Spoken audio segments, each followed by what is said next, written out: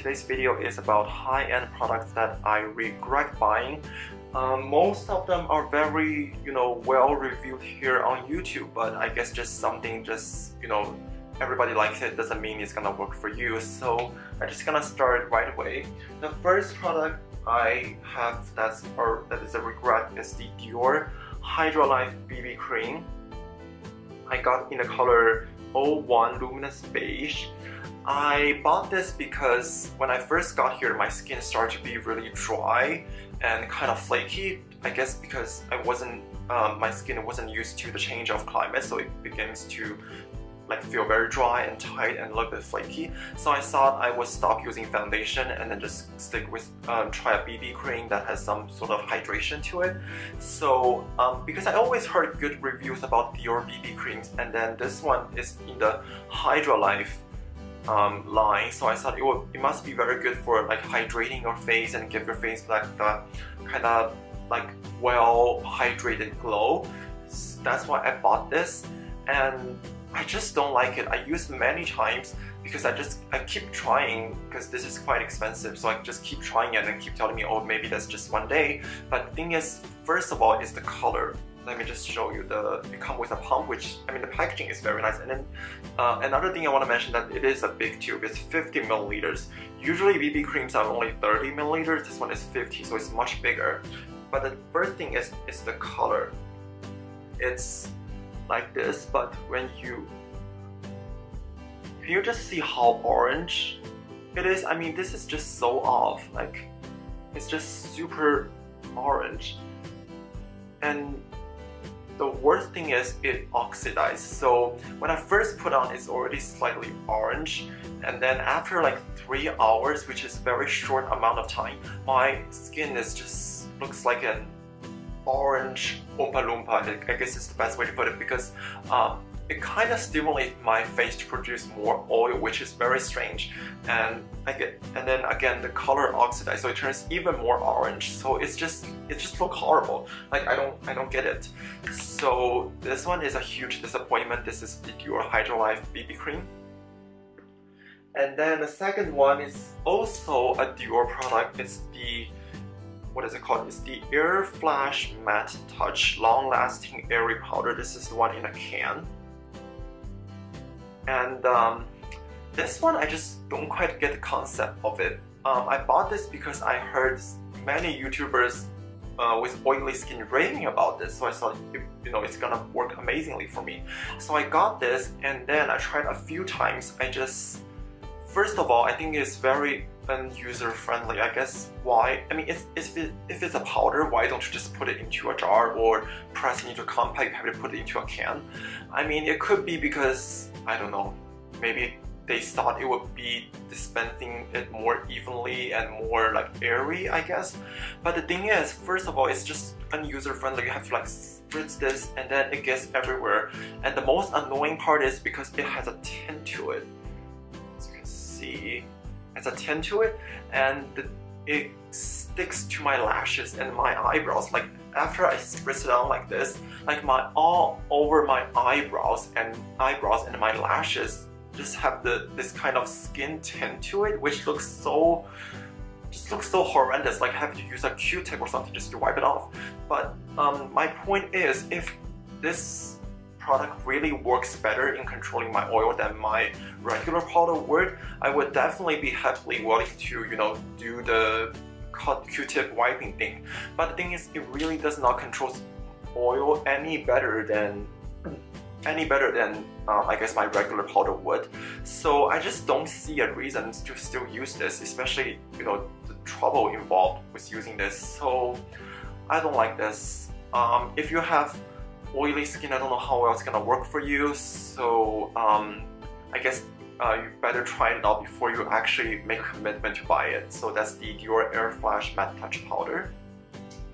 And the third thing is Dior products. Again, I don't know why I have so many Dior products that I regret buying, but because I absolutely love Dior as a brand. I love their foundations and their brushes. But this is the DiorSkin Forever Compact in the color 011.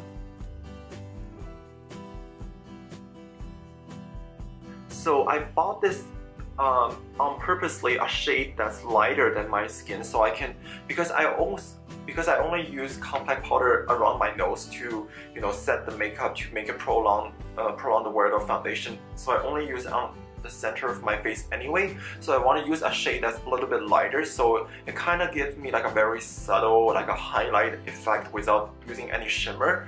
So that's why I purchased 011, because my true shade is actually 021.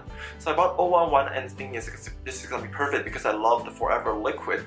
That liquid is a very nice foundation for oily skin because it does controls oil. So I thought the Forever in a compact it's gonna be even better, and then I'm gonna use it on the center of my face. It's gonna be a subtle highlight, and it's gonna make my foundation last all day. But the thing is, it really does not control oil, which is quite a surprise because the Forever line is made for, I guess, normal to oily skin maybe. So, but this one, it just does not controls oil, and this is such a shame because this powder is a super creamy.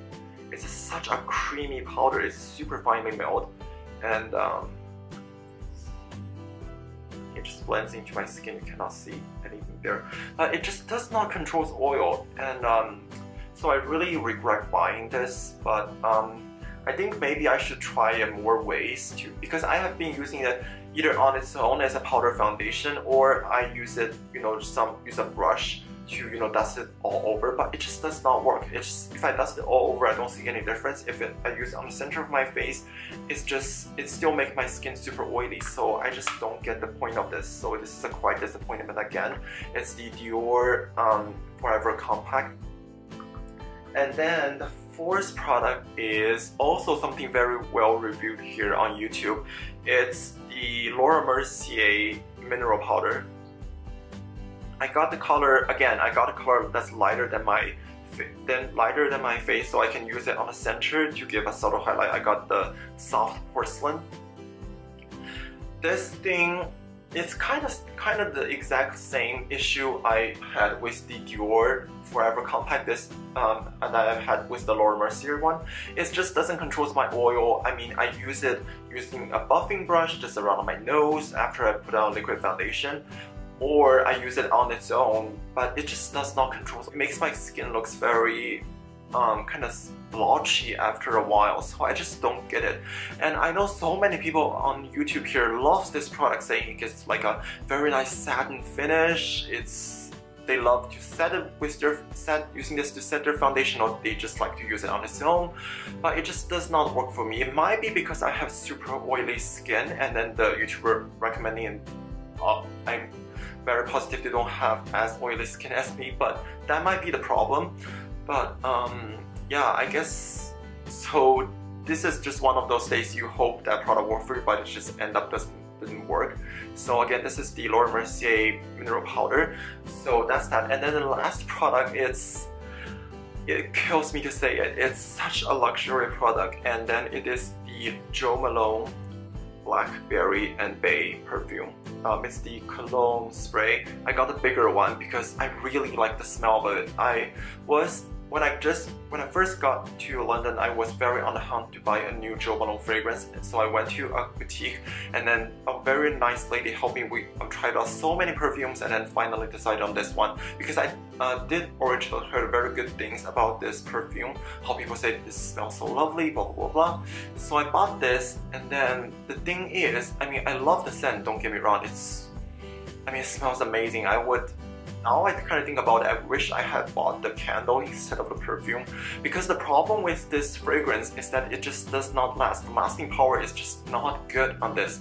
Usually I want my perfume to last at least, you know, I mean, I don't want to say like a specific time amount for how long I want it to last, but I guess what I was expecting is that something I spritz it on, it just kind of lingers slightly throughout the day. But this thing is, it's after like 2 or 3 hours, it's completely like gone. It's just gone. Asking them, I was like, can you smell my perfume and how do you like it? And then they were like sniffing, and then they was like, it's hard to say. So I mean, if I'm paying that much money for a fragrance, I want it to last and I want to let people smell it and maybe make me some compliments. This one just does not do it for me. It just does not last. It's so fragile, but it's such a nice scent, which is such a shame. I know for Jo Malone fragrance, you're supposed to do the fragrance layering thing. You're supposed to use the, you know, the shower gel, the body whip, the body cream, and then spritz this perfume on top. But I mean,